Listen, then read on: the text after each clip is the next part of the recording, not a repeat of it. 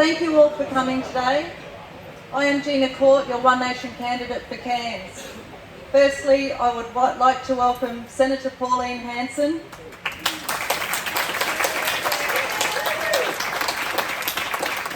And I'd like to take this opportunity to thank you for the work you do in fighting for us and all Australians. What they have put you through simply for fighting for us, and your resilience to keep going is why I am so proud to stand with you. Thank you, Pauline, for everything you do. I would also like to introduce to you Michael McInnes, who is the One Nation candidate for Mulgrave, and Peter Isons, the One Nation candidate for Barron River. I'd also like to welcome, there's a few people from the other parties here, and I'm really glad that you've come to get some tips on how to handle our crime issue. We would also like to ask that there is no videotaping or recording of this event, please, and please turn your phones to silent. Why not? Why not, please? Can you answer why not? She doesn't want to, you dickhead. Because I have asked you to, and it is our event, sir, so I would ask you not to videotape. Can I ask you why not? She doesn't want to, mate. Go away. It's our event, and I have asked you not to record the event. Give us a reason why there's been a videotape. What's the reason behind that? She can ask me to pull my dick out too. Do I have to do it? I'm not leaving. I remember here, I'm not leaving. You're not welcome either, wanker. I'm not even asking a simple question. Sir, you're the gentleman who actually stepped out of the Liberal Party car, so if you don't... Sorry, I'm Labor Party. Well, Labor Party, whatever party you are, at the end of the day, this is our event, and these are what we're standing by, so I'd ask that you do not videotape or record the event, please.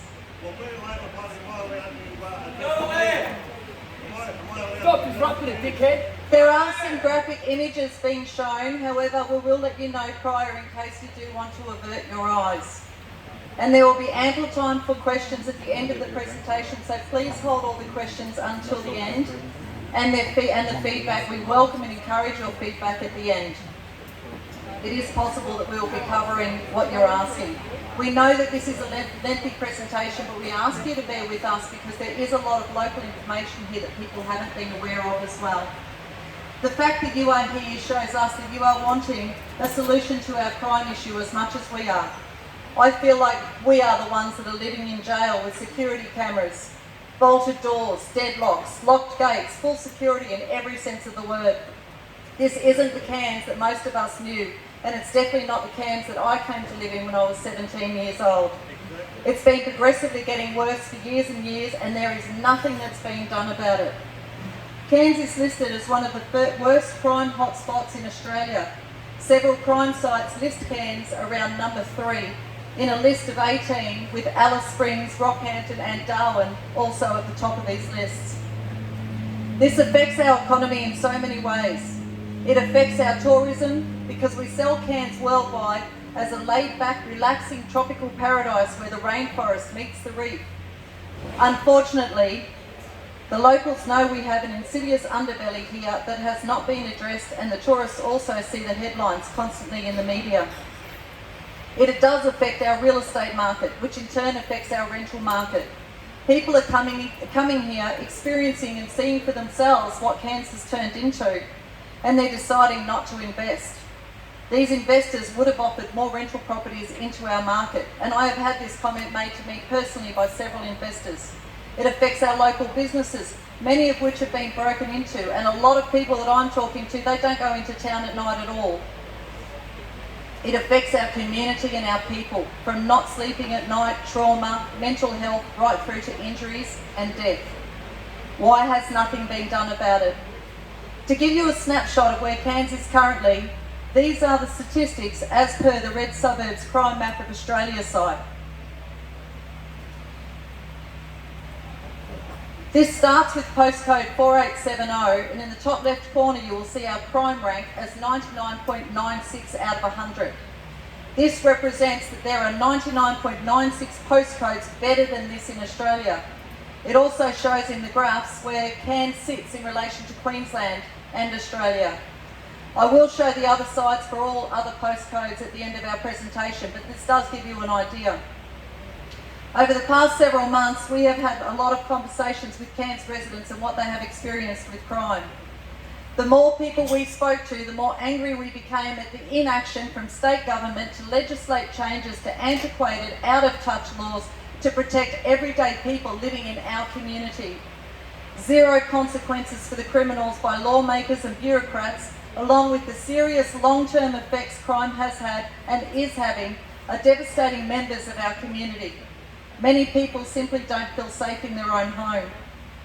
My old next door neighbour of 6 years, who was 88 years old, when his house was entered by 3 girls, 2 under 18 and 1 older. They turned up at his door and said they needed help, so he opened the door to help them.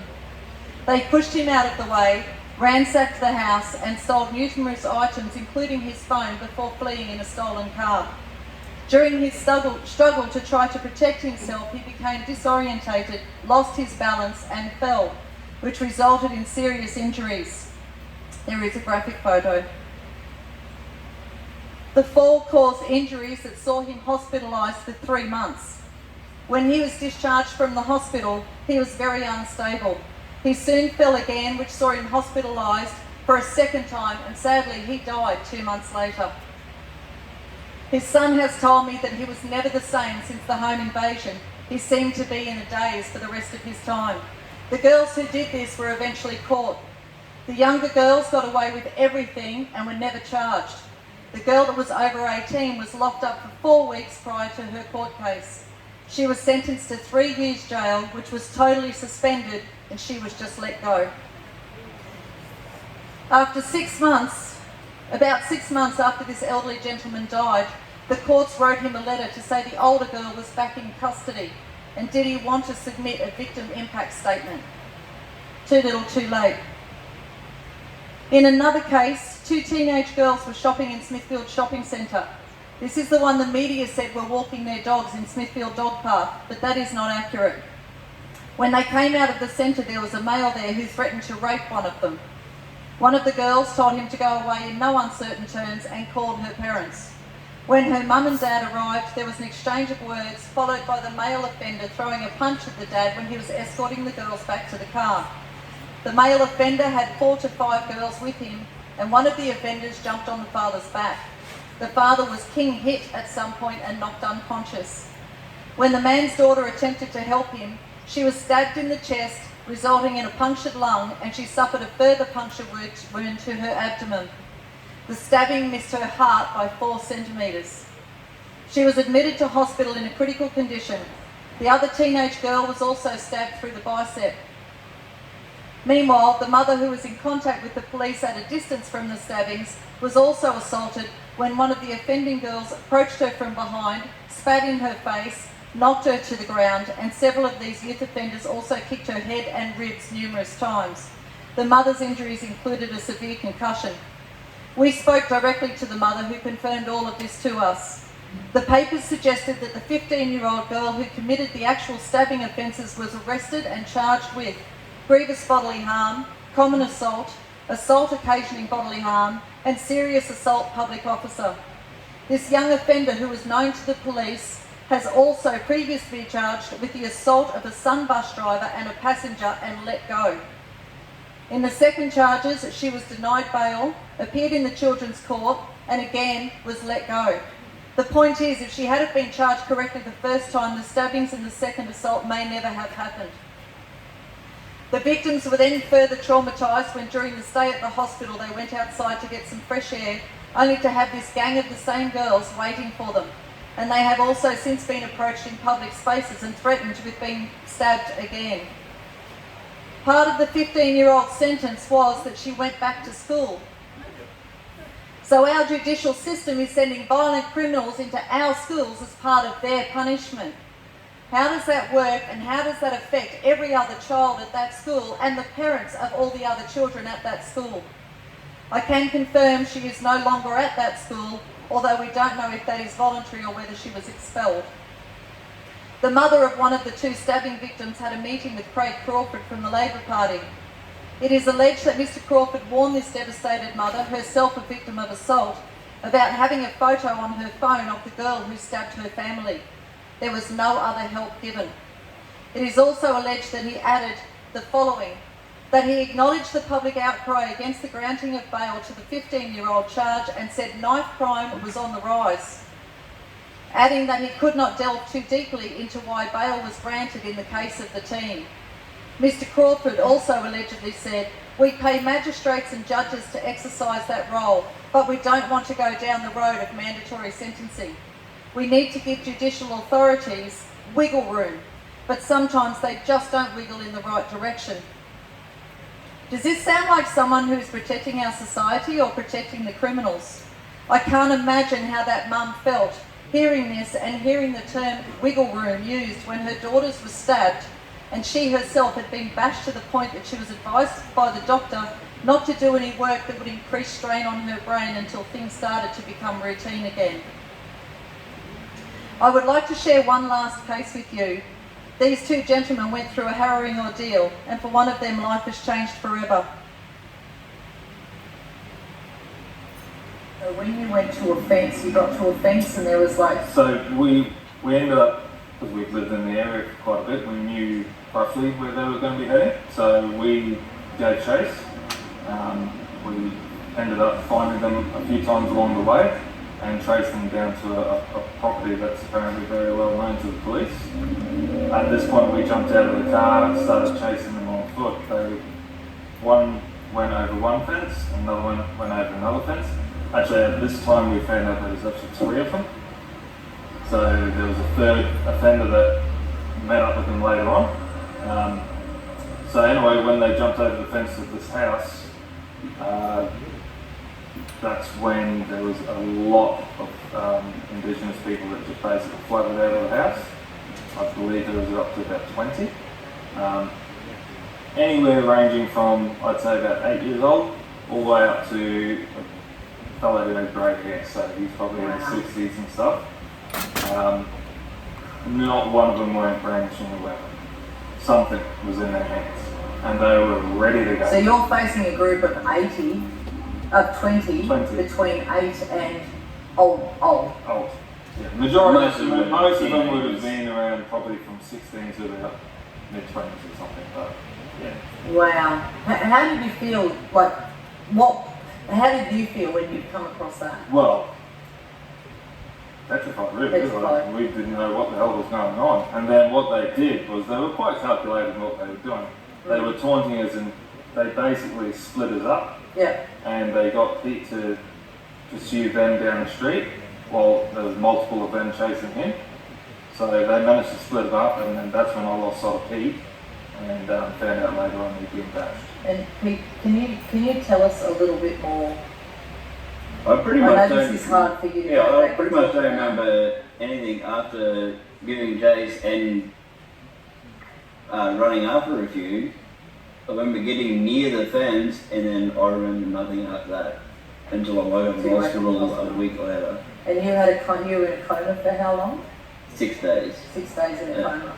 And then just tell us exactly what's happened since then. How's that affected your life? I've lost a lot of memory. I have very low speech. I'm not real good with words and everything. Just a lot of memory loss. More cognitive delay. Real slow, and I had to do a lot of tests and everything before I could even go back to work, and just so I could drive trucks. And it's just a hard job. And I just had to do all that to get by, and we still got nothing out of it. Cost pretty much the same. So you contacted the Victims of Crime, which is a government organisation? Yep. And they've said they may or may not get back to you within 18 months. They give me 18 months, don't messages or anything until 18 months. I tried for ages, so I was out of work for 3 months, I think it was. And I was only casual at the time, so I wasn't getting paid, so... So your whole life is changed? Yeah. You were talked out of pressing charges because of possible repercussions. Yeah. And now you've been given 18 a possible 18 months where they may or may not call. That's it. And even during my police interviews, the police pointed out several houses in the area that they know are high activity for crime. They know that they're violent offenders, and they basically just said, Can't do anything about it. we don't want to upset the apple cart as such, because otherwise there'll be retribution against your family, which isn't that their job to protect you, but there's violent people like that in this society. What type of weapons have these people turned up with? Oh, to be honest, there was that much going on. I didn't even know that they had that at the time. But then when you look at the damage from the car, I was like, well, that's an axe. That's quite blatant an axe. And for them to not find any, not any unidentified fingerprints, but none of the fingerprints other than myself and Pete. You got hit with? Stilson's, apparently. Yeah. So, which is like basically a big metal wrench. So how does life look for you going forward? Well, I don't know. I've only just moved back here a month ago. How does it feel? From Council. Oh, I've been back. Yeah. But I moved from Council back here, so I've been in there for the One last bad 6 place months. to another basically at the moment. Yeah. Crime. It's a little bit greener. Yeah, it's a little bit greener, that's about it. Yeah. But no, I'm still on my medication and everything I have to take, because if I don't take it, I just get like real dizzy, like real lightheaded. I have taken cool work. It's just, It's a struggle. yeah, pretty much. And then hear about it, getting away with everything, it just gets my. So after all of this, there is no repercussions, no consequences, no nothing. No one has been charged, or nothing has been done. Nothing at all. Okay. And they know it is. Yeah. Which is the worst bit, which annoys me, so I know where they're headed to. Yeah. Our thoughts on why the police may have recommended not pressing charges is that any charges may not stick and consequently not be followed through by our judicial system, which does mean that his family is then in trouble, as these criminals that did this to him, they actually live about 1 kilometre away. And please keep in mind that all of those instances we've showed you this morning, not one person was charged. All of these offenders were let go. These crimes are affecting lives long after the crime itself is committed, and whilst it is being claimed that crime is reducing, that simply isn't the case.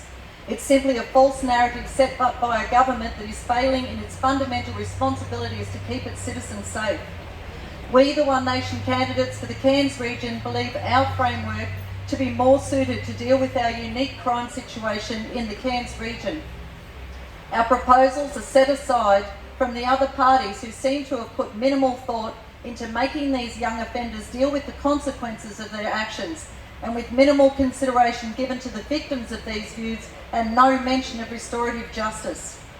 Our stance will include a deep focus on both of those areas, with custodial sentences at the core of a multifaceted approach to essentially reprogram these young offenders and show them that there are better ways of living their lives. Many of these youths have the potential to be assets to our communities and not the burden that they currently represent, but they need to be removed from the influence of dysfunctional communities and people. Clearly, there is a need to support these young people in holistic terms on their journey from dysfunction, but they will not be allowed to simply return to our communities from the courts with a slap on the wrist and no consequences at all.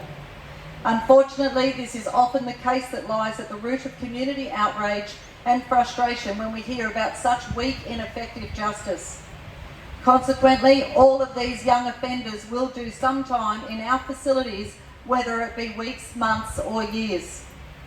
I will move on to our proposal shortly, but I want to share with you what has led to this proposal, the research that has been carried out over a 9-month period, and some of the components that we would like to implement. We feel it will be effective and can be implemented in a short space of time.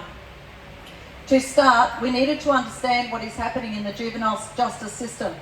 The police apprehend the young offenders, they put them in the watch house where they are released only hours later, or they go to the courts and they are given a slap on the wrist.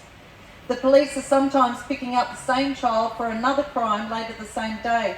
We pay $4,000 per hour to have a helicopter following the criminals so that they can be picked up quicker and basically back on our streets quicker. This must be frustrating for the police, and possibly why so many of them are leaving the service. These ex-police could possibly work with us in the framework we are suggesting. And then we have the judges. We are not allowed into the children's court, however, carers, parents, guardians and resi workers are. I have spoken to these people to get their feedback on the court system. They are disgusted with what happens. To give you an idea, a court date was adjourned as they didn't think the child was in the right headspace due to not having slept the night before because he was out all night. It turns out he was later charged with more charges for the night in question. So basically, they adjourned his case for his previous crimes because he was too tired from being out all night committing more crimes. Another report we got was that one child's case was adjourned several times, as each time they turned up to the court, between the judge, the youth justice officer and the lawyer, they had different numbers of charges laid. For example, one had 32 charges listed, the other had a list of 39 charges listed, and therefore the case was adjourned, and this happened several times in a row. In another case, the child simply said they didn't want to do it today, so the judge agreed to look for the next available date. And who are these judges answerable to? The government. Most of us would expect our courts could or would hand down custodial sentences, but where are they going to sentence these young offenders to? The detention centres are at capacity as it is, and there are currently only 4 in the entire state of Queensland, with one currently under construction at Woodford, which is the Moreton Bay area, and obviously nearer to the southeast corner where all the boats are. It is at a cost of $627 million to house 80 children, although these costs, according to the ABC, are likely to blow out to $982 million. The nearest detention centre to Cairns is in Townsville and is named the Cleveland Youth Detention Centre. We rang and spoke to one of the cultural liaison officers at Cleveland. He said the majority of the kids there are currently from Cairns. Our question is, why did they start to build a detention centre in Woodford and not in Cairns? Anybody can see on the red suburb crime site, Woodford is rated 12 out of 100, when Cairns is rated overall at 84 out of 100. The higher the number, the higher the crime. We thought maybe it is the surrounding areas to Woodford, so we searched them all. Moreton Bay itself is 29 out of 100. The next highest is Caboolture at 24. Out of 17 suburbs, 11 of them rate at just 10 out of 100. This is telling us that crime is in this area is no way comparable to what it is in our region here. When compared to our Cairns suburbs, there is a seriously major difference with our crime issue, which begs the question, why would the government build Woodford first? In regards to the detention centres themselves though, there is the issue that the way they are run now, the kids quite often come out of these places worse than when they went in. I would like to bring to everyone's attention this recent report published in the Brisbane Times, March 15th, 2024. It is claimed that Queensland has the most children behind bars in the country and its youth detention system is failing significantly.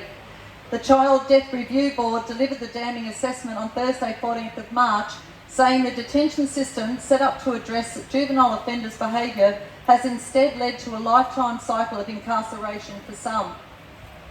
We have a system where offenders can too easily fall into a negative cycle of more punitive practices and escalating behaviours that trap young people into antisocial and risk-taking behaviours that lead to a cycle of incarceration. This report was originally tabled in 2022. The One Nation Cairns candidates would contend that our multifaceted approach may steer children in a different direction away from recidivism and potentially break the cycle of incarceration.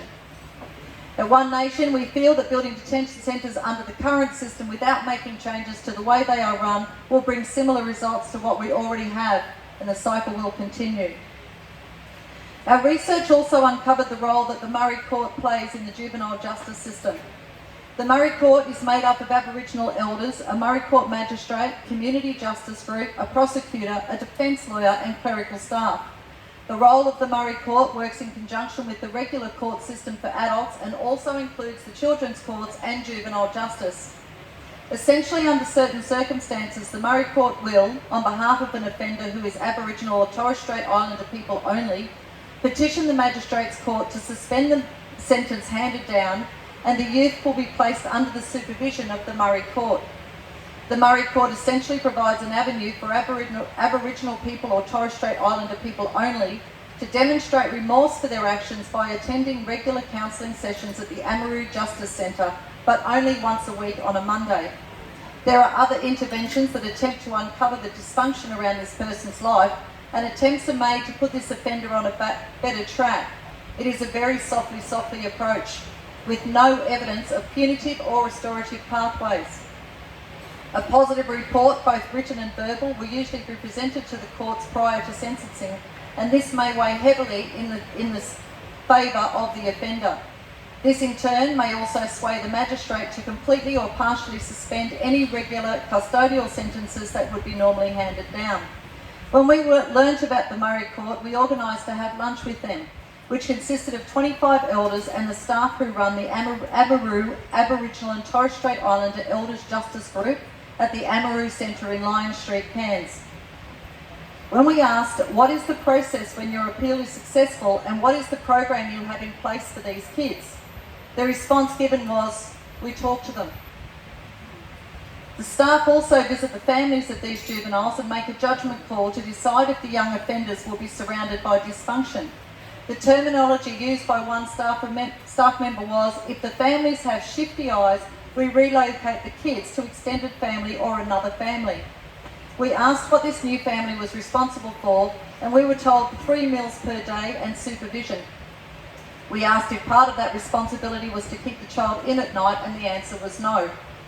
We were also advised by a person running the Youth Justice Service and by a second person connected to the Murray Court that these families are paid approximately $900 per week per child. We offered for the Amaroo elders to work in conjunction with our framework. However, despite the original enthusiasm, it would seem that they preferred it was handled in-house.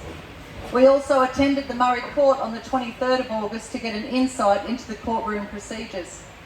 There were a lot of adjournments and no-shows, which also got adjourned, including one that missed 3 court dates and was still adjourned. Some of these cases have been going for over 244 days, over 300 days, and one for over 450 days. However, you guessed it, they were still adjourned, despite some of the offenders not even turning up to the courts. A young female offender was reported by the Murray Court advocate, Michael Adams, to have said she did not wish to attend weekly counselling sessions and was only using the Murray Court to get off with a lighter punishment and escape jail time. There was also a man who was charged for several domestic violence offences with a protection order in place, assault and drink driving.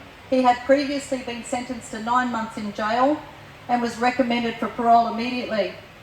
On the day that we were there, he was being charged for further crimes and several more DV offences, and he was sentenced for 12 months, but he was again recommended for parole immediately on that day.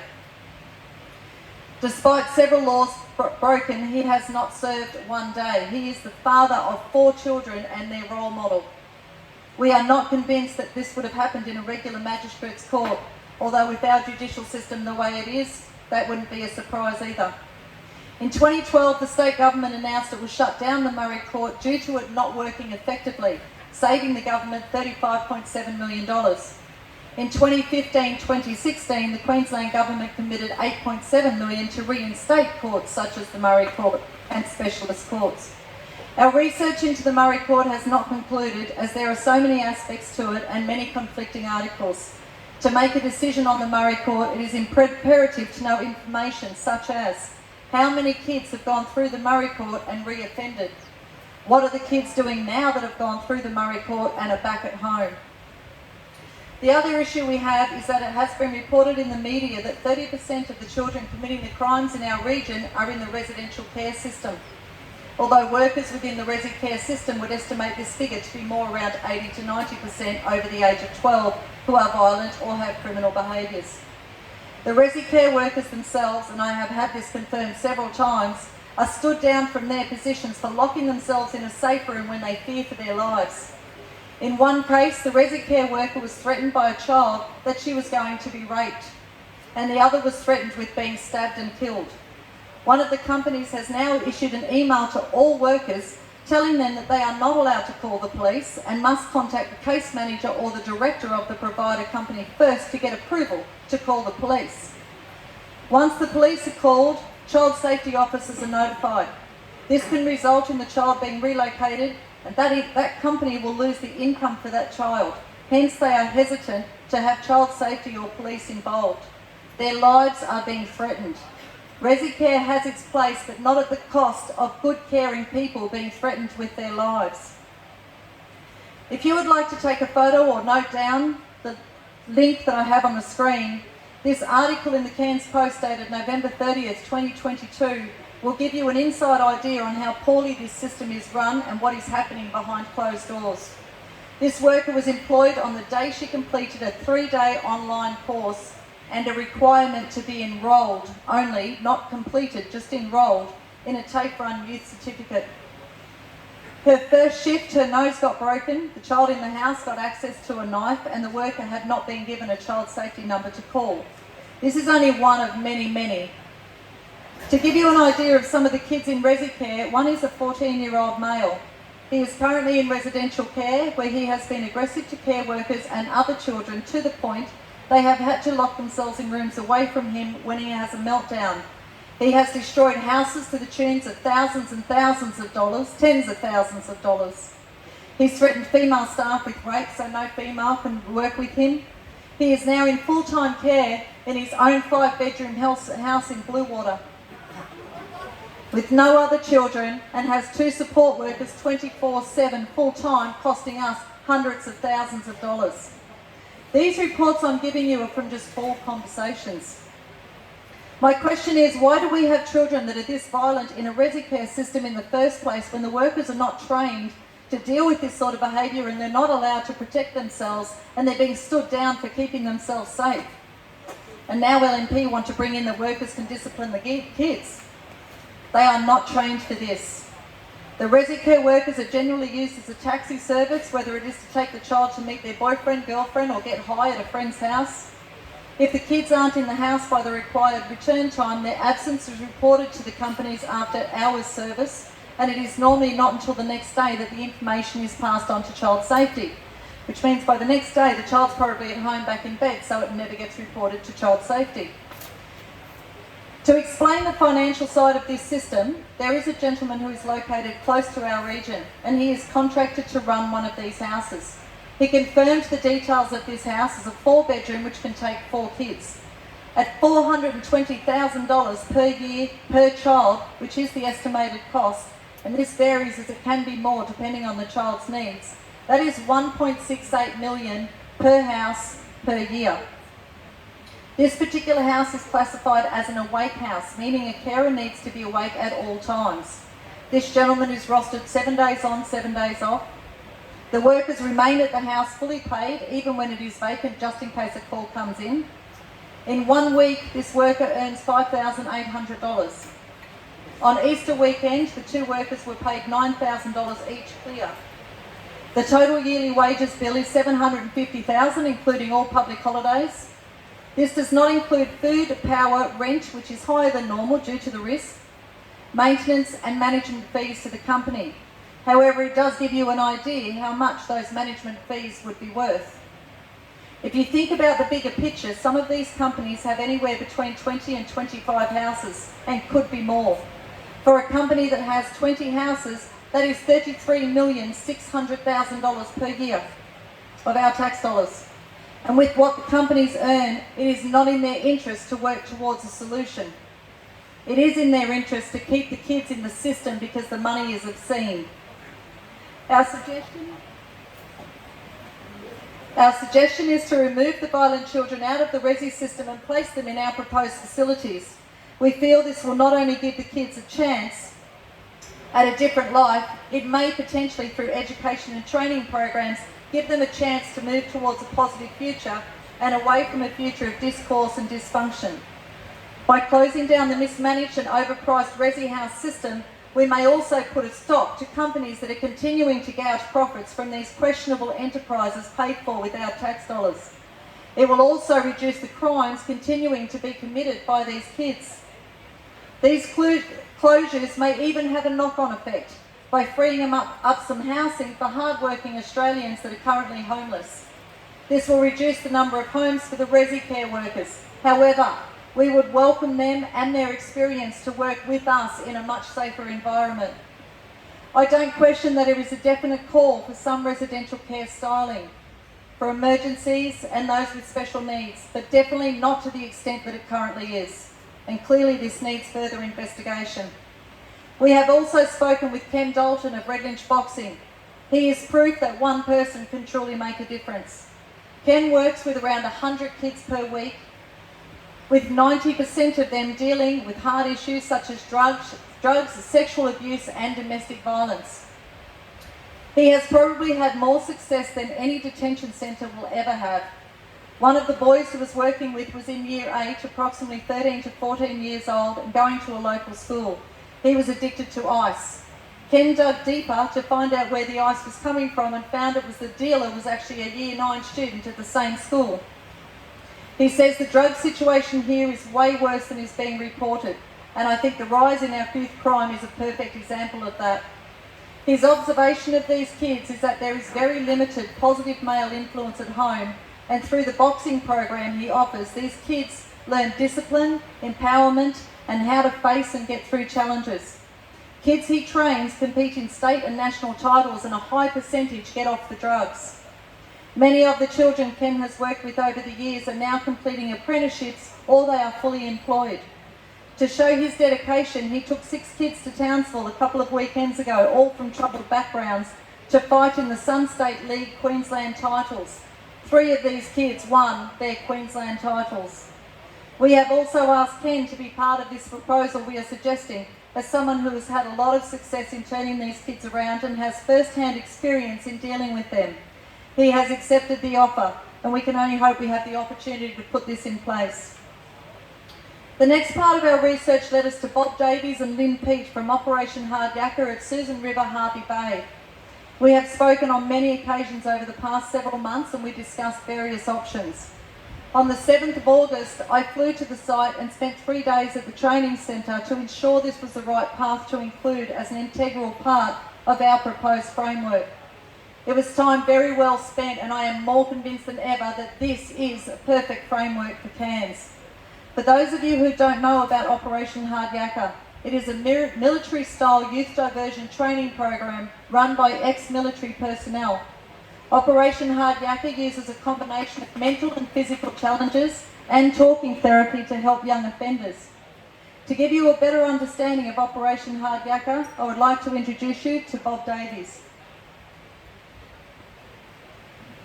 So here we are at Operation Hard Yakka. This is Bob Davies, who has run this since July 2008. Wow, that's a long time. Yeah, 16 years. This July gone. It is a long time. We're a struggle as well, but the value is worthy of it. Awesome. And how many kids do you reckon you've had through here in that time? It's hard to put a number on it. Never really worried about that, to be quite honest, but hundreds. There'll be hundreds. And you've seen the photos up on the wall. And you can see something on my back of each group, a lot of groups. So literally hundreds. I would roughly estimate around 500, roughly. Wow. So for the last couple of days, Don Bundenson and I have spent some time here at the camp and got to meet the kids and see how the camp actually runs. But I wanted Bob to tell you directly what he does here. I mean, this, well, I don't really call it a camp. How would you describe? It's a training centre. The program itself is Operation Hard Yakka, military-style youth diversion training program, which is try to get to the kids into an area before they get to a real bad state. But we have had kids that have been in a bad state, and it's been reversed. So the camp is really a training centre. I don't like the word boot camp. No, that's right. I like it's a training early intervention program. Right, okay. And you've had over 90% success rate here. Yeah, mid to high 90s. What would you attribute that to? Dedication.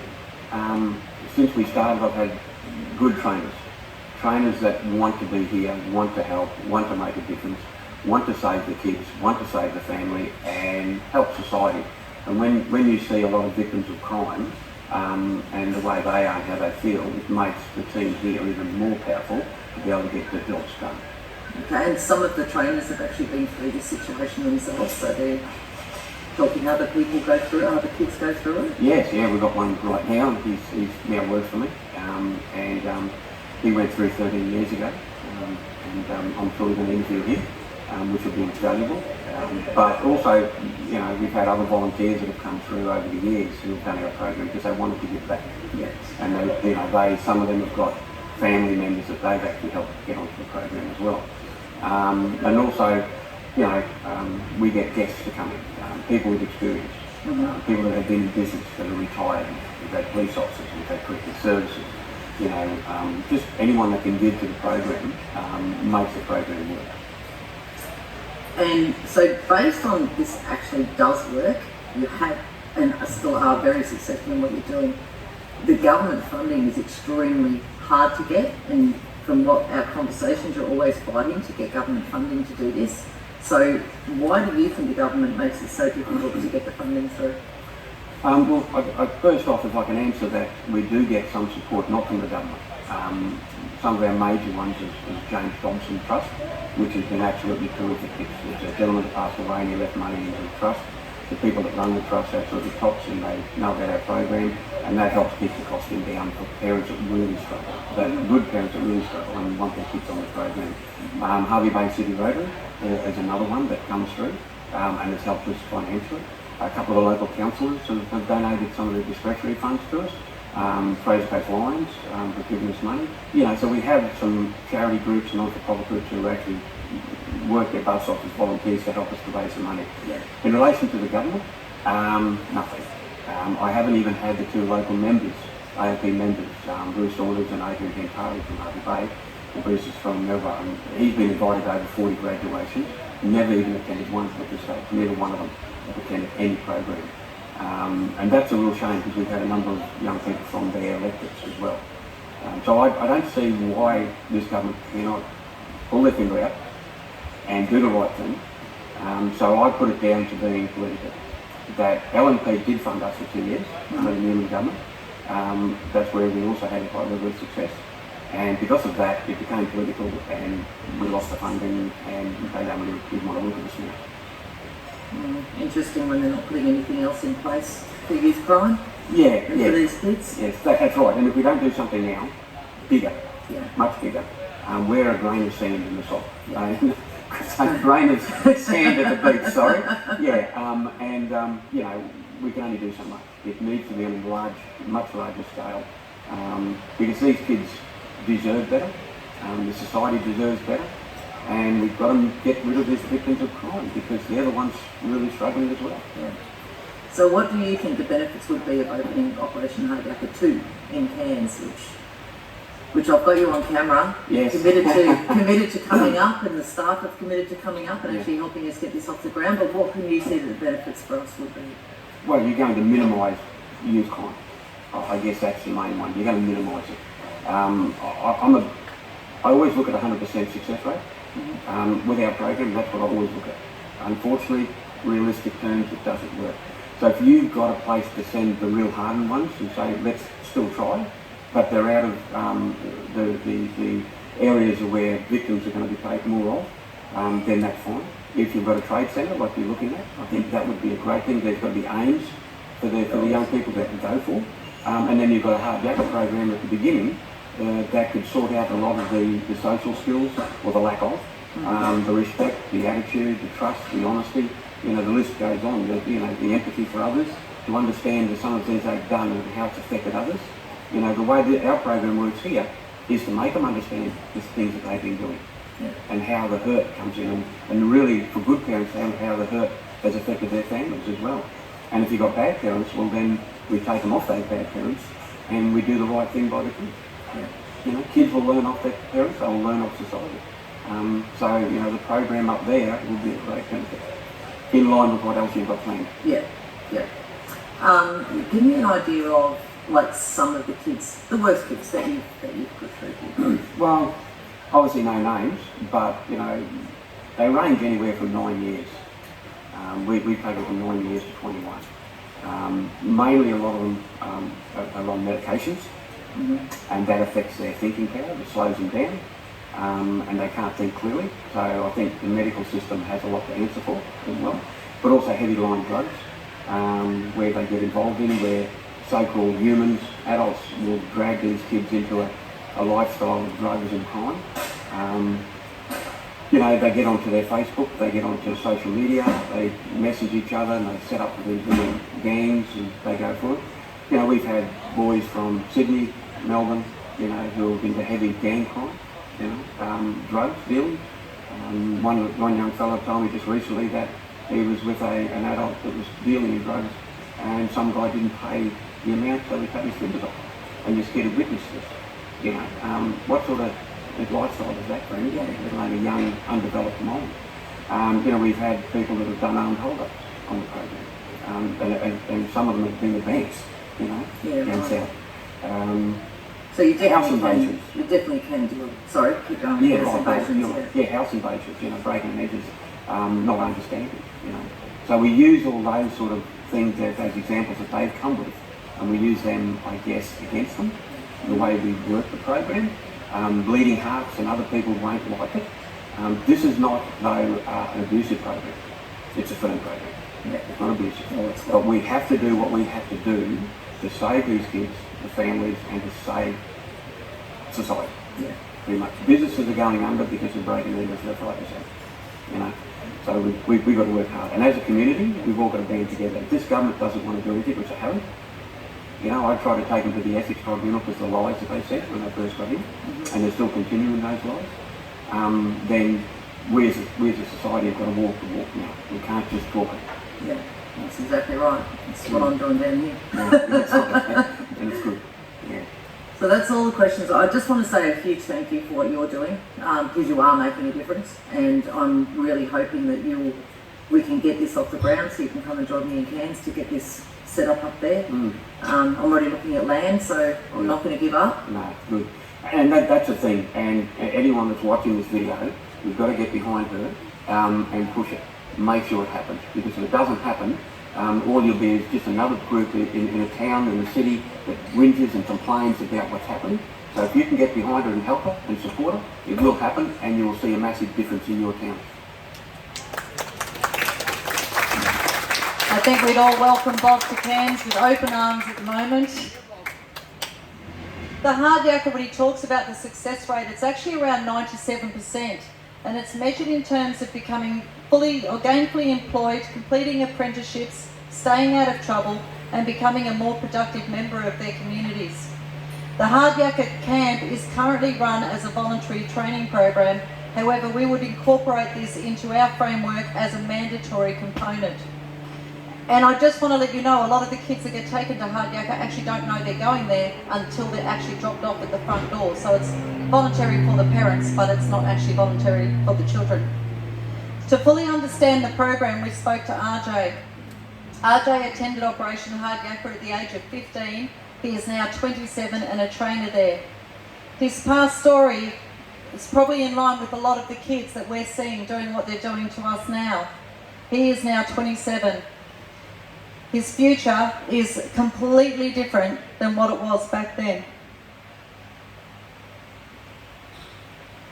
Well, I'll start from young. So when I was a kid, I went through a lot of trauma, like physical, mental, emotional, and unfortunately sexual too. So when I was younger, I got sexually abused and all that. So that's the home life that you were living in?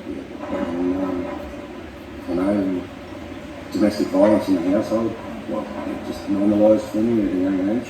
And, you know, looking back at it now, it is what it is, but yeah, like, still, sometimes still go through hard times. It doesn't help when you've got bipolar and you overthink a lot. Yeah. So, my mum, I was raised up by a single mother. Unfortunately, she was a good mum at times, and unfortunately there was downfalls and all the rest of it, you know. She'd done a lot of prescription drugs before she hit heavies, like meth and all that. And yeah, so there was always men coming in and out home, and there was men doing things to me at a young age. You're right. Yeah, so that all happened. It's too much to go into personally. So that happened, and then I've seen a lot of violence and abuse when I was younger too. So before my dad left, I used to see domestic violence between my mum and my dad and all the rest of it, and that's when everything just went downhill for me. When I was probably 12, when I was 12, my dad died, and I was just a very angry man, like a young boy I should say, and that kind of led on to the path of being on the streets and around home, because my mum always used to kick me out every day when I had money and kick me out again. And then that went from being on the streets and ended up on the crime side of it. So I used to rob caravan parks, rob people. I've done a lot of bad things in my time that I'm not proud of. I'm stealing cars and all the rest of it. Robbing caravan parks, robbing people on the streets. And yeah, looking back at it, just a stupid idiot. But yeah, so that ended up there, and then that ended up going into gangs. Like I was part of street gangs for a number of years. And yeah, I went from being on the bottom to working my way up to a second on the top, So it is what it is, So at what age did you come through Operation Hardjacker? So when I attended Operation Hardjacker, it was in 2012, so I would have been 15. I spent my 16th birthday here.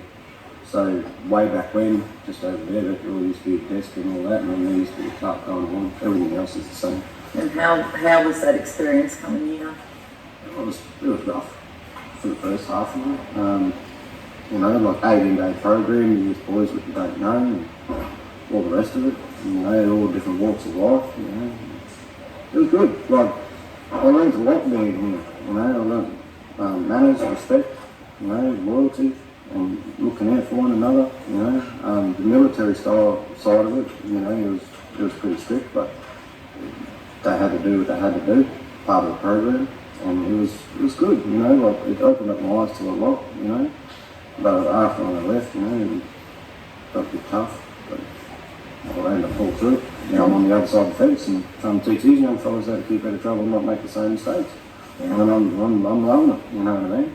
It's the next generation that's coming up. It's not, it's not just kicking around in the streets and go, good luck to you. It's like, no mate, if you're struggling with that one, I'll give you a call or come see you or whatever.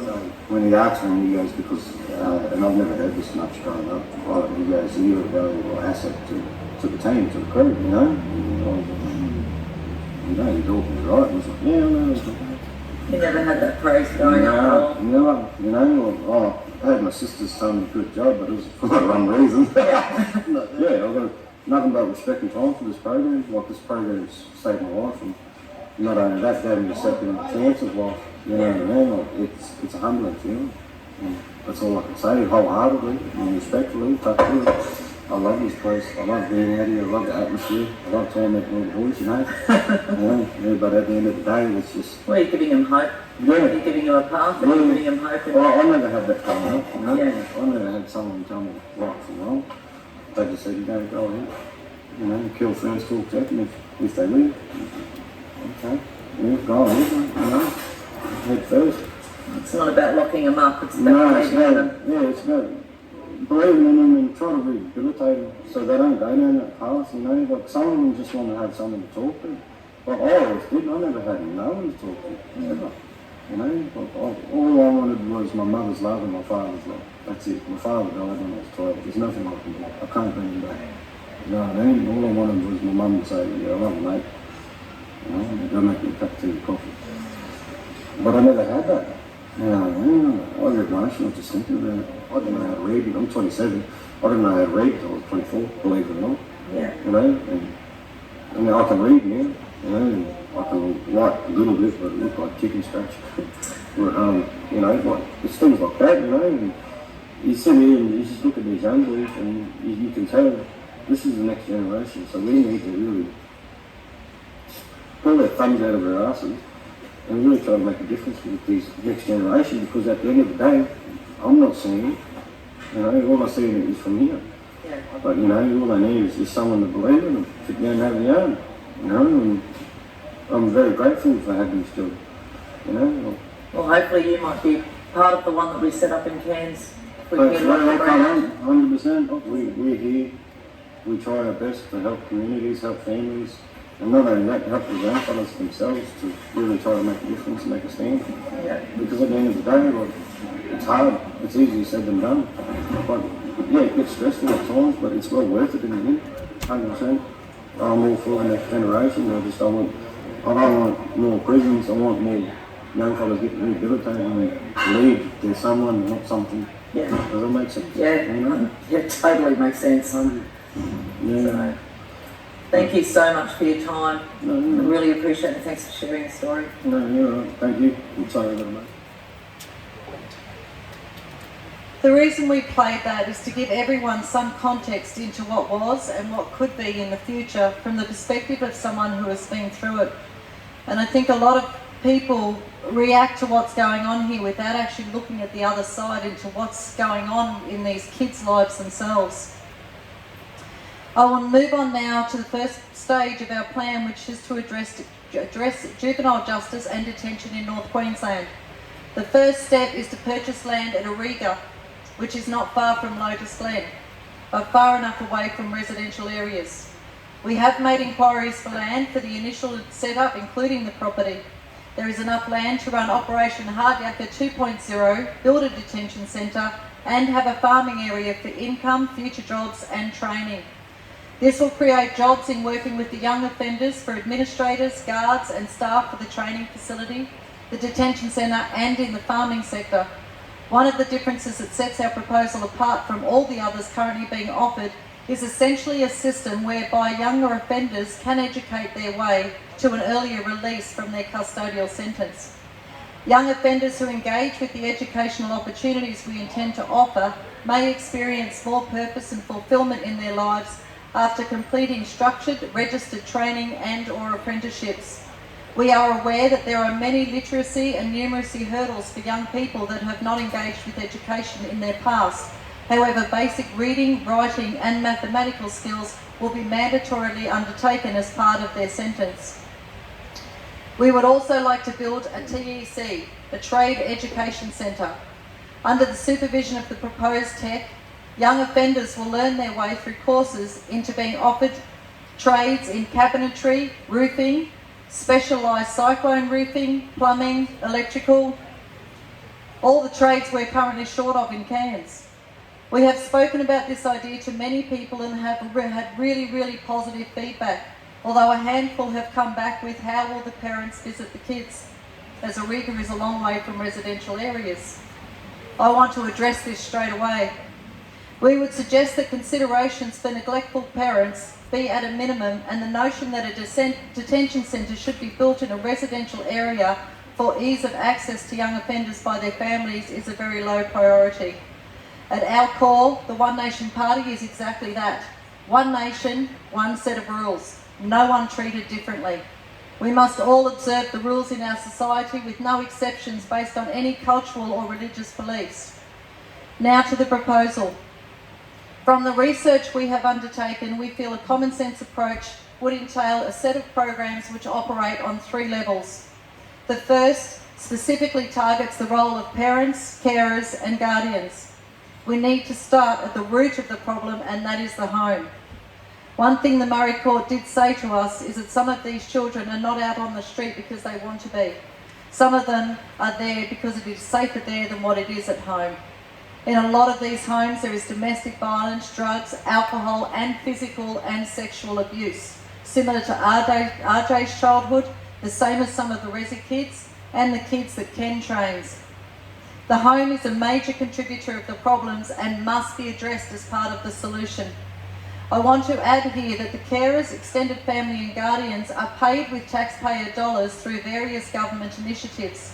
Therefore, given that these people are considered a responsible person, they need to be held accountable for the actions of the children under their care. To start this program,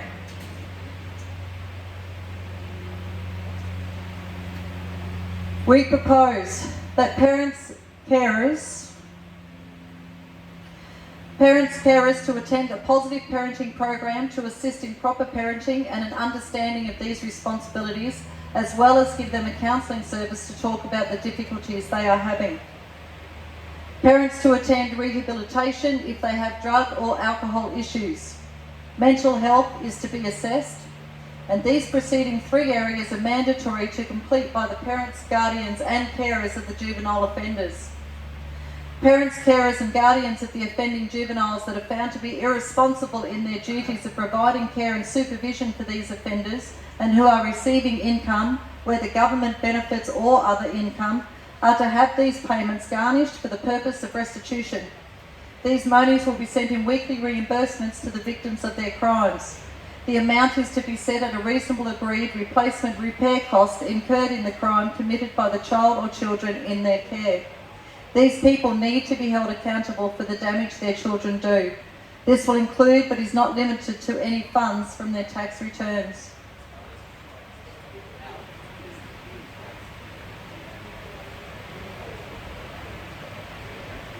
Once the prescribed attendances and results have been achieved by the parents, guardians, carers, and dependent on the juvenile's progress, the juvenile's sentence may be reduced on a pro rata basis. This will allow the responsible person in the juvenile's life to contribute to a reduction in their custodial sentence and prove to the minor that they are willing to actively help them to reduce their incarceration time.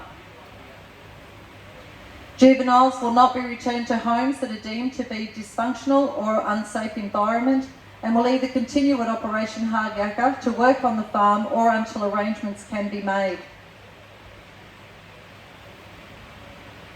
Whilst the child is in the program, any child payments will be taken away from parents, guardians and carers on day 1.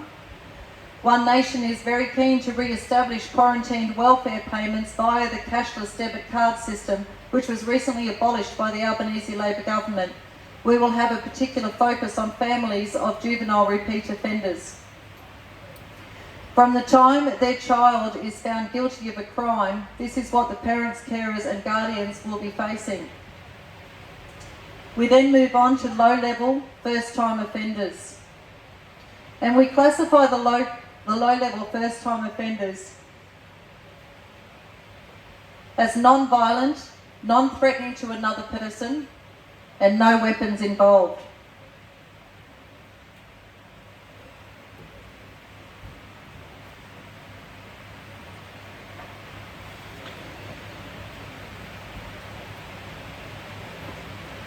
Children to be sentenced to Operation Hard Yakka 2.0 for very low offenders, minimum sentence is 2 months. Kids will be involved in all housekeeping, routine chores and Hard Yakka military style exercises. Limited contact with parents once a week or until there is some improvement in both parents and child.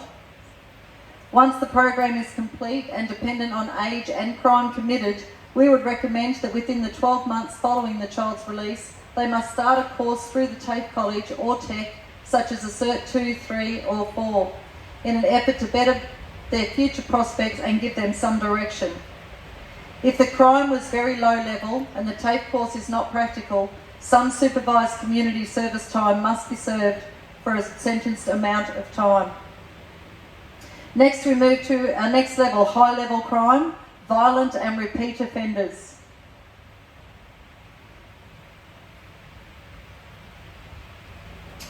We are aware, let's go back on that for a second. We are aware that it will take more than 2 years to build a detention centre, and serious juvenile offenders will have to continue to be placed in Cleveland Youth Detention Centre if they actually get sentenced at all, which is very rare. However, once a detention centre is built, we suggest a sentence to the detention centre followed by a time frame at Operation Hard Yakka for suitable individuals who display the necessary qualities to be considered for this type of training. Until a detention centre is built, these are the options we suggest. Must attend Operation Hard Yakka for a minimum of 12 months in a separate section to the others in a more maximum security type program. This will be known as Hard Yakka 2H, high security. Must be put to work on the property after the initial period of 3 to 4 months in the military style youth diversion training program, level 2H. Once improvement has been seen, they must complete or start a recognised registered training course apprenticeship whilst they are inside at the TAC or work on the farm until released. kids to be involved in all housekeeping routines and Operation Hardstyle military style exercises. When they have completed their sentence, suitable graduates will have a choice to remain working at the farm for a wage, working with other children coming through, such as RJ, or returning to their homes if this is safe to do so. If these offenders are receiving funds from any source of income, we would also advocate that these funds are garnished for the purposes of retribution to the victims of their crimes. Some of these kids are actually over an age where they too are being paid by the government. I would also like to add that the Australian military were approached and their response was, "We are not babysitters," and we agree with that. Whilst this is our suggestion for a framework to work towards better dealing with youth crime, there are a few more strategies we would like to implement. These include the following changes to government structure, as clearly many things must change in order to set these programs up for success, which includes specifically dealing with ineffective legislation. The changes we would like to see in the legislation. Legislation to change to allow for kids to be sent to our proposed facility. Legislation to change in regard to mandatory sentencing for specific crimes. Legislation to change to lower the minimum age of criminal responsibility. Government to reinstate 20 consultations for mental health rather than the 10 consultations it has been reduced to. Increase staffing levels for social services departments for child protection units by qualified staff and an increase in their salary. On a local level, we will also be wanting to audit every state government-funded organisation, charity and not-for-profit to find out their function and role in the community and if it is viable, and if there are overlaps in these organisations. I have no doubt if this were done, it would save a lot of tax dollars in our area.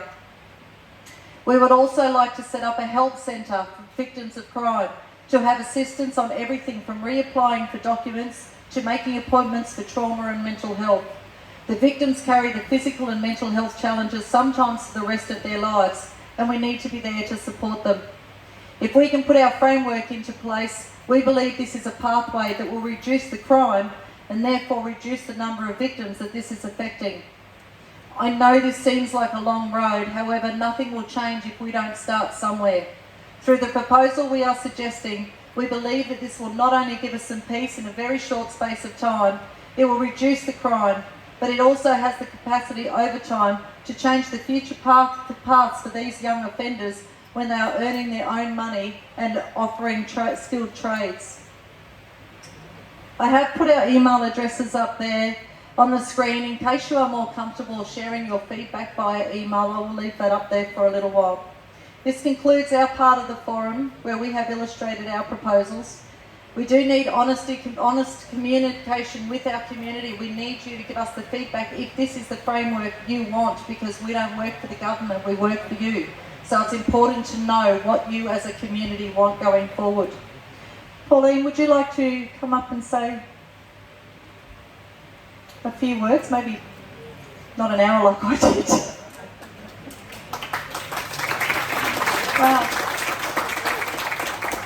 Well, haven't I learned a lot? I thought it was pretty bad with the crime. I had no idea what it was like up here. I've learned a lot. Have you learned from it? Just put up your hand if you've learned something. Thank you. This isn't from the One Nation. We have spearheaded this about dealing with crime, but this is Geena Court. This is the type of people, the candidates that we have now across the state. People who are really community-minded, want to make change. Geena's put this all together. And Michael and Peter are other candidates, so I won't take anything away from them. So this is a woman that tells me you've got a fighter for your area. Now, Geena, there's going to be another one of these on Tuesday night. At Kazali's at 6 o'clock. The Kazali's one is a little bit of a different event. We've got options and prizes, and we have a little something special for Pauline as well, so it will be a little bit of a different event. But the venue did cost us $2,600, so we are charging $20 a ticket. I just wanted to let you know that straight away. So if you found this informative, please go and tell your friends that we've got this one on Tuesday night. Please come to it. The more people that know about this, tell me another thing too. Do you like our idea of how to deal with this crime? Put up your hand. Good. Because real solutions. I went to Hard Yakka, I've been there a couple of times. I'm a member for the whole state of Queensland, but I did go there. I met Bob a couple of times. I was there at the time of handing out for these kids, you know, the ones that passed the program. I met the parents. I've donated to Bob's program as well. That's where I have been pushing it. We need Hard Yakka throughout the whole state to deal with the crimes from the youth crimes that's happening. Look, I'm here to support my candidates. You know, it's been a hell of a fight for myself in politics since I was first elected in 1996 and then re-elected again in 2016 to the Senate. I don't know about you, but I'll tell you what, I've had a gutful. I've had enough of the major political parties. I see our country is facing, you know, many problems. And you know what it's because of? The major political parties and their policies. They are not in the best interests of this nation, for the nation and the people. The politicians are there because they are bloody brain dead. They have no knowledge. They actually are frightened to stand up and have a say. And this is what the political parties want. They don't want people with intestinal fortitude to stand up and fight for their communities who have some common sense about them. They want the yes people to put up their hands when legislation is put forward on the floor of Parliament, and that's what it is. We need real fights in our communities to get back to the country that I grew up in. I want it change. We have a real opportunity at the state election with One Nation. We might be a minor party, but we are growing. The major political parties, honestly, do you really want Stephen Miles back in there again? Giggles Miles? I don't think so. And then if you look at Chris Foley, he'll probably end up being the Premier, but he's such a moderate, a wet rag, that he actually is not going to really make the tough decisions. That's why if we've got One Nation in there with a shared balance of power in that Parliament, we can push that, make change. So when you come to vote, you don't have to just vote for the major political parties. That's what some people think. You don't. You can give your number one vote to One Nation. Then you think to yourself, if One Nation doesn't get up, then who's my next best choice? Then you give them a 2. And then that's how you vote. Your first best choice, One Nation, then whoever you want is number 2, number 3, and then if we don't get up, your vote will flow to your number 2. If they don't get up, it will flow to your number 3. That's how the system works. You don't have to vote for majors first and give One Nation number 2. Please give us a chance. If we don't do the job for you, there's an election again in 4 years' time, then don't vote for a second time. But let us prove to you that we do have the intestinal fortitude to stand up fight. We're just like you. I'm no different to you. You know, I've worked hard to gain people's trust. I'm on the floor of Parliament, and many issues I've been the first one to stand up there against many issues. Many issues. The Boys, I was the first one. COVID, I was the first one. Welcome to Country, I'm the first one to oppose that. Sex Discrimination Act, I'm the first one to oppose that. And that's what it's about, is to stand up, not based on what the polls tell me or worried about what someone's going to call me some racist or some other name. It's not about that. It's about having the intestinal fortitude. And I'll tell you about many things, but the whole fact comes down to you, the voter. And don't ask me where my preference is going. It is you. You cast the vote. You put where your preferences you want them to go. And we had a couple of people here before, they turned up, they were from the Liberal Party because they saw them get out of the car, right? So they come here, and they came here just to probably cause trouble. But watch what we've got to say. We didn't allow for that filming because for privacy reasons, for people here as well, in case they were actually filmed. It's for you, the people as well, we're protecting. We've got nothing to hide with this. You saw what we presented. But for the people here, and some of these people, you know, to tell you the truth, they're nothing but grubs. And I'm sick and tired of being targeted by these political parties. If they'd done their job, they wouldn't be worried shitless about One Nation, because people have had enough of them, and that's why they're looking at voting for One Nation, because they've had enough of the major political parties. Stand up, find your backbone, give us a go, and let's prove ourselves to you, because we are just one of you. Someone that really wants change for our state and for our country. Thank you.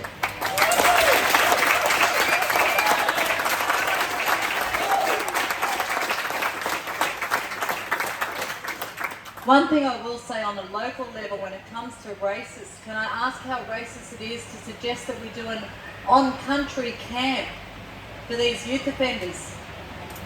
Isn't that only looking after one lot? So you're telling me that one lot go to on-country camps and the other lot go to the detention centres? Is that fair, or is that doing more separation and division? The one thing that I'm looking with this, because that's not our plan, but the one thing I'm looking at this, you know what will be a reflection if we can get this in place? Everyone sent to one place with one set of rules. Guess what? They're going to learn how to work together. They're going to learn teamwork.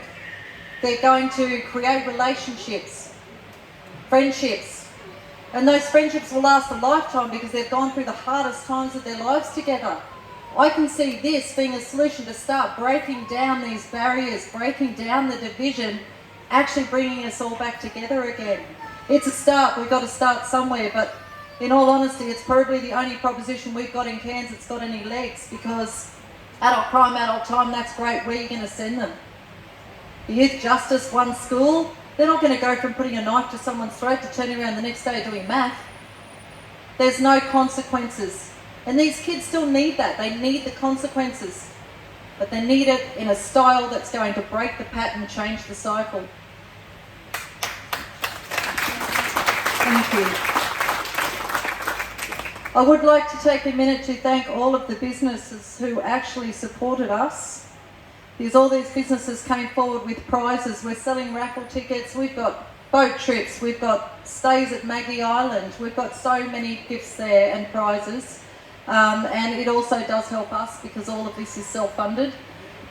So there are t-shirts and prizes and raffle tickets on the way out. From the bottom of the candidates' hearts, we'd love to take a minute to thank all our volunteers. You can see all the orange t-shirts. We could not do this without you. So every single forum we say thank you, because they come and set up before we get here, because we're at other things, and priceless, all of you. Thank you so much.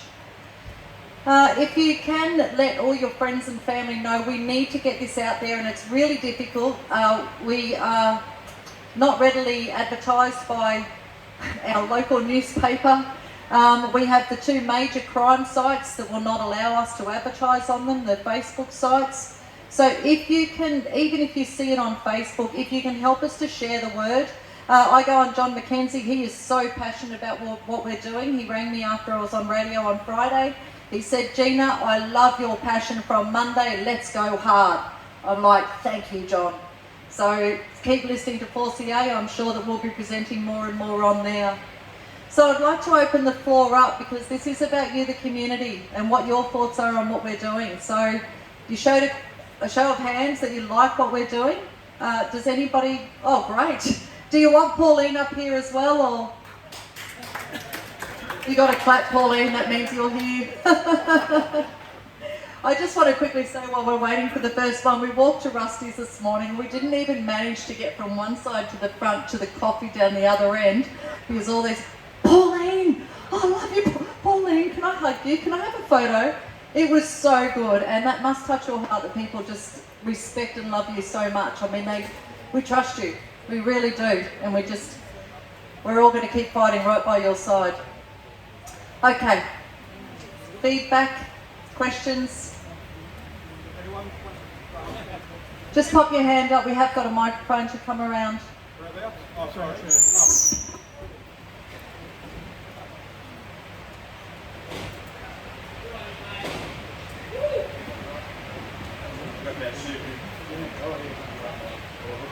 I just wonder, how are we, for a start, going to get rid of all these namby-pamby judges and all the pathetic people up the top that haven't got any guts? Yeah, you're right there, and I've watched that firsthand. Pauline can tell you more, but I believe we want to bring in a board that these judges are actually answerable to. What I've envisaged for a lot of years is that Judges are appointed by the politicians, okay? So they're the mates that they're appointing, and they actually are in there till they're near 70 years of age, all right? And you can't really sack them in the federal court. So what I want is to set up an independent board apart from the government, that when people actually can write to the board in reference to a judge, if the people think the judge is not doing the right thing, a public expectation of the sentences they're giving out, that judge can be then called before the board and they have to answer why. They either get a slap on the wrist or they lose their job. It has to be up to public expectation. It's up to the public then to contact the board. The board will not be made up of politicians. I think we've got to keep totally independent, and then the board can refer it to the Parliament, and they must be taken in note of what their recommendations are. So the judges have to be dealt with. And I'm sick of these bleeding heart, bloody judges who are not dealing with the issues. And I know there was one judge that actually, a child came before her on 18 charges. She charged the kid. Then he went to the appeals court. He was released on all the 18 charges. So we have a real problem there. I know the courts have been told not to put them into the detention centres. There's only about 306 beds in Queensland detention centres. So they're not sending them on because of the cost of the taxpayer in the detention centres. But that's where we've been saying is these kids come from dysfunctional homes. It has to be, dealt with right from the families to the sentences they get. There has to be punishment before rehabilitation. They have to acknowledge the crimes that they've done to society. There has to be a payback as well. And I think that, it's going to take quite a bit of time to sort this all out. But that's what I'd like to do with the judges. Yeah, thank you, Pauline. I'd like to ask the golden parachutes these politicians receive, like Bill Shorten just got, and are able to take on another contract in another employment and still be paid these extraordinary wages. Is that correct? He's going to be working for the university, Vice Chancellor, on about, I think it was 1.6 million. Universities are supposed to be separate to the government. Universities actually classified as charities, and they don't pay taxes. He's been offered that job by the university, which he's quite entitled to be offered that position, and he's retiring from Parliament to actually take on the position. It's obscene, isn't it?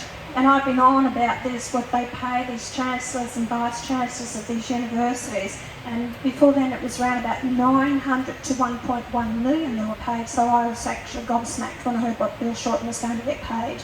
So, yes, it is. It's something I've been on about for quite some time. We can be up to $20 to $25 billion a year into our universities. They're a not-profit organisation, they're classified as charities, and it's costing taxpayers a huge amount of money. There's a couple of ladies up the back. Come in.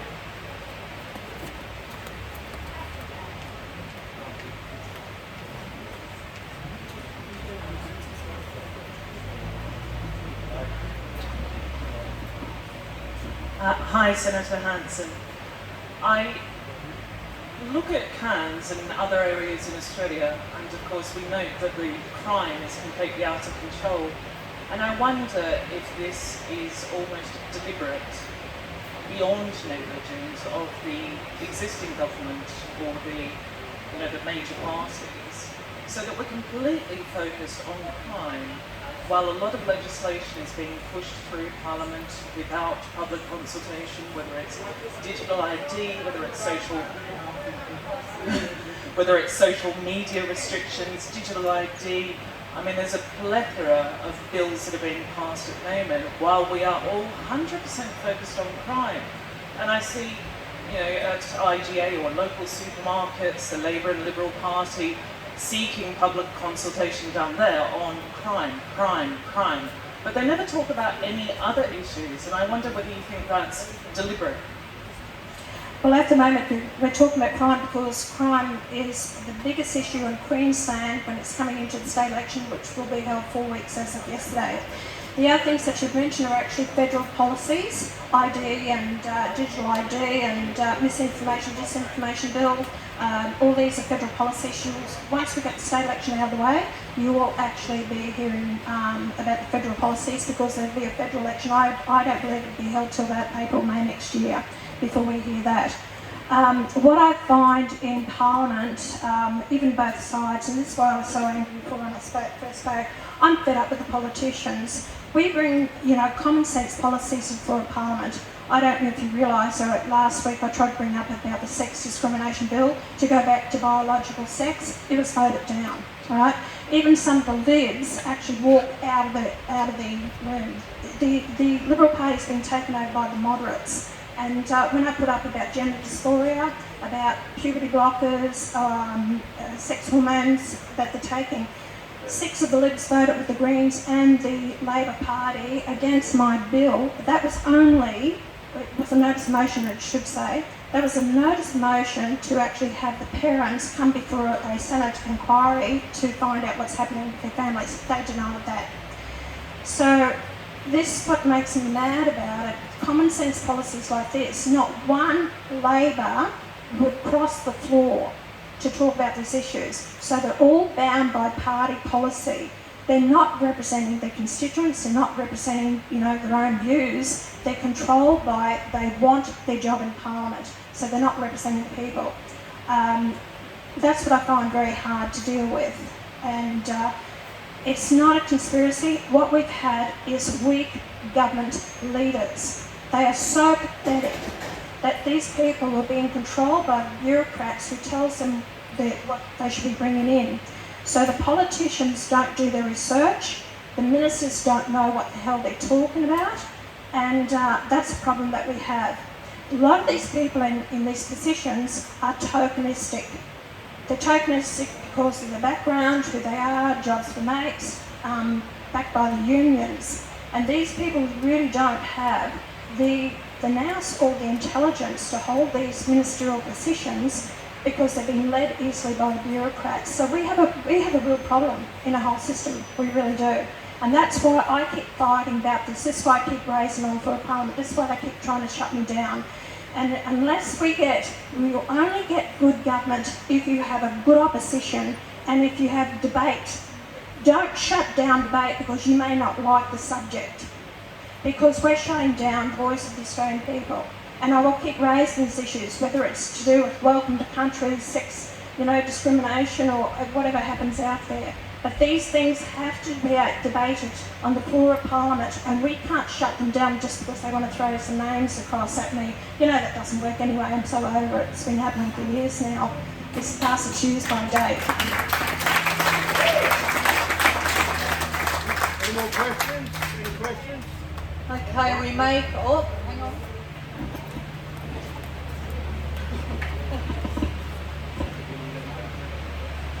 Just to back up what Pauline was saying, when Albanese government came in, he said it'd be inclusive, fully consultative. Now, before any legislation goes through Parliament, everybody has to sign an NDA, non-disclosure agreement. If they breach that agreement, they'll be sued.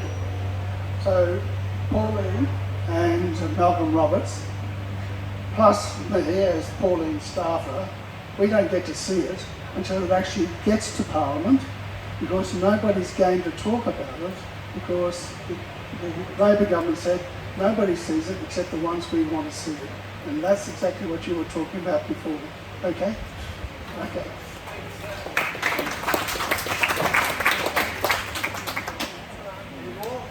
So can we just give one more massive clap to Pauline for everything she does?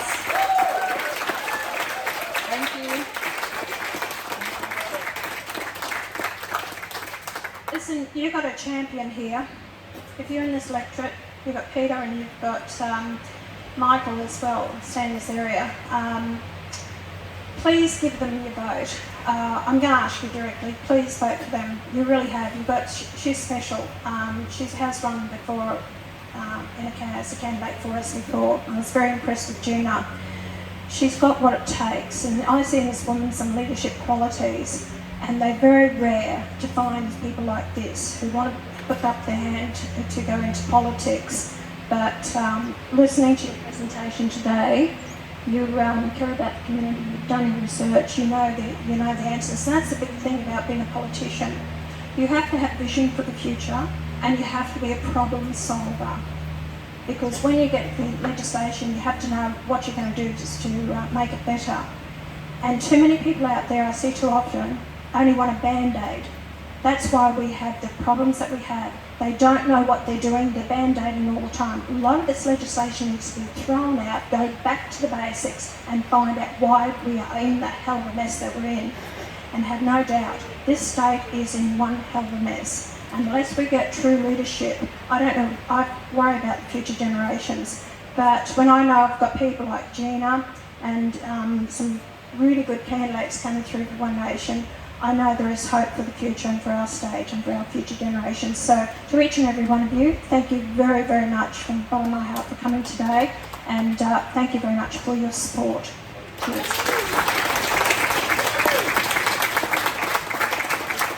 So on that note, now I'm going to ask you, we really need volunteers. We've got polling booths coming up that we all need to cover. All 3 volunteers need to cover these pre-polling booths and the polling booths on polling day. So please, if any of you would be happy, an hour, 2 hours. They run Monday to Friday for 2 weeks prior to polling, and then we've got the Saturday of polling day. So if you can give us a little time or a lot, we would greatly appreciate it. Thank you very much for coming. Thank you.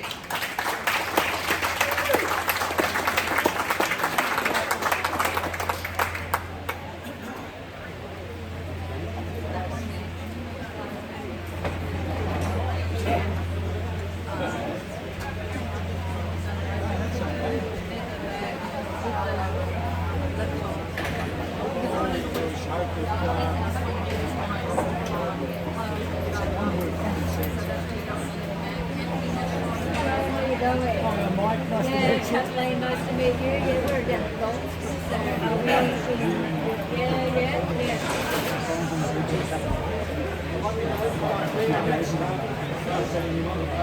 yeah, well, I saw one of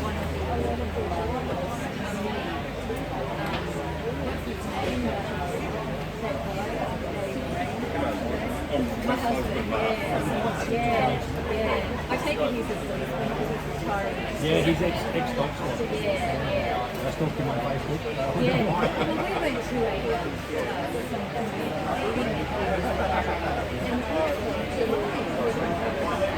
they want to do some cyclone show out of the valley.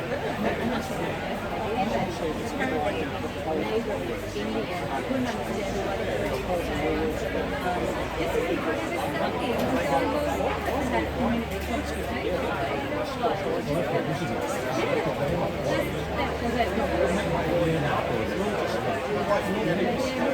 I'll send you an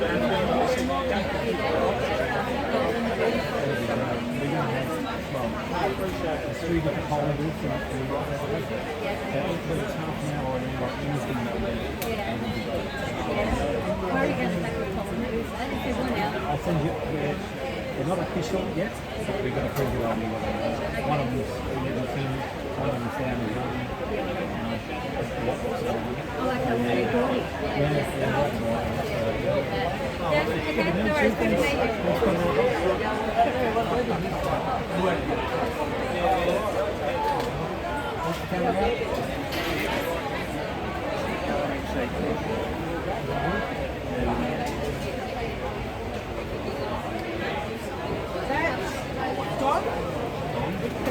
We're going to get him change sides. Needs to change sides because everything. So I said, mate, this is a little jump ship. I said, we'll change sides. Oh well, went out there. I spent all that time with him. And I explained to him, I said, do you understand? What's this going on our own pages? Then that I said to us, I apologise for what happened to you. You sound legitimate, like the top bloke with the same interest. That's where we're coming from. I'm the first one that's going to go to the police. Sorry.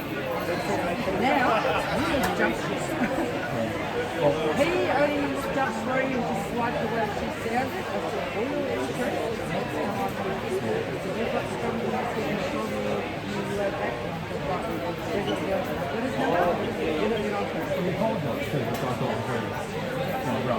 his other half week, she was already on me.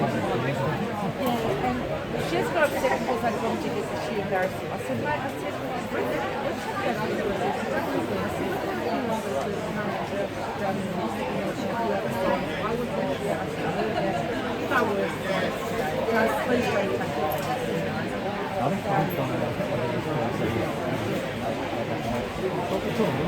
But he needs to jump in. Yeah, what about the engine? The problem, because he said that he met these things to get them, and send it off to them, and say to them, this is where I am today.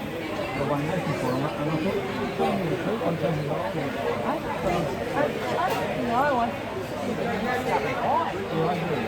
he wanted his number one goal to get to Labour down and the Greens down. That's all very good, but you don't want someone... And you don't want to feed them the wrong information. You could also just go, I know what,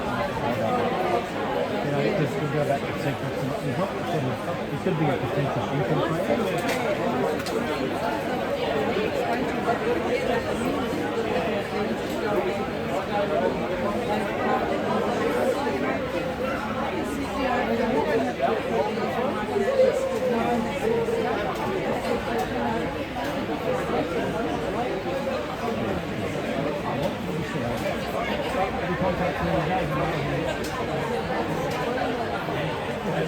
Question? Yeah, no, where are you, mate? North or south? Warrees, that's where my friend. Yeah. So everywhere south of Elbow Shops. There's the standard dealer. Yeah, mate. So how can you what's about is it? The senator coming to the boat club. I mean, she's going to the football club with me. In a couple of hours. Yeah. So that'll be great. I signed up for that one. Then later this one comes through. I'll come early and oh, yeah, that's fine. Well, we've got bull riding as well, apparently. One of the guys like me goes up the camera and down the bull. That's all right. Get your Ferrari sorted. But no, that's really cool. Someone just said there's 150 people registered for that event. I'm not prepared for that. I just don't know what I'm going to do. We're just supposed to be a casual meet and work. I just don't want to get up and there's a lot of put down to do. I'm sure you're able to do it with name. You know what I'm saying? So, yeah, it's a long, an hour long. There's a lot of info that we try to get. So we've done this weekend. I watched a few eyes glaze over about half an hour in. It's not even 4 weeks. That's our 6th one. We're going to do 3 more. So, not a 9th one, I think. Give me one of my cards. Let me give you one of my cards.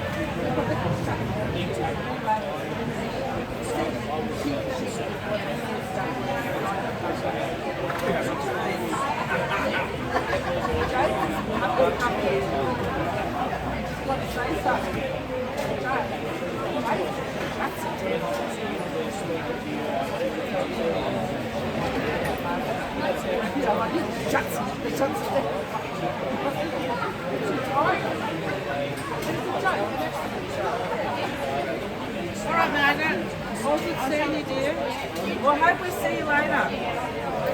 I'll go home and have a pound.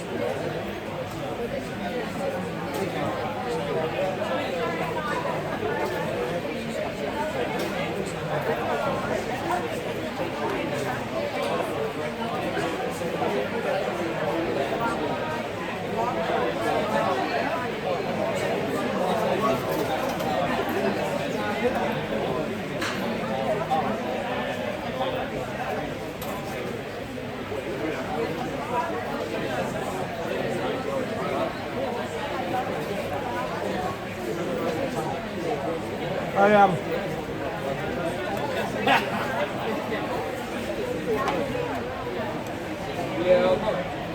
not the most company man you've ever met, but we get it. Anthony, that's still recording. Oh, yeah. I'll leave it over here and stop it.